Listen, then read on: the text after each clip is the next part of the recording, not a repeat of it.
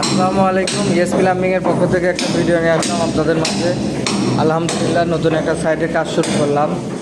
কালকে থেকে কাজ শুরু হয়েছে আর কি। কনসিল কাটা হচ্ছে, গ্রুপ ছাড়ানো হচ্ছে, সিভিসি পাইপ দিয়ে ওয়ারিং হবে। ছোট্ট ছোট্ট বাথরুম সব এখানে ফিক্সার সারানো হবে।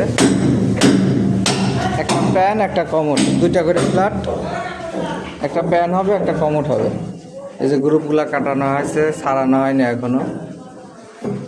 গ্রুপ কাটার সময় খেয়াল রাখতে হবে যে লাইনগুলো যাতে আলাদা না হবে। অনেক সময় আমরা একটা লাইন নামাই পাশাপাশি বাথরুম থাকলে ঘোরায় দেই, যাতে ঘোরানো না লাগে, সেভাবে কাজ করতে হবে।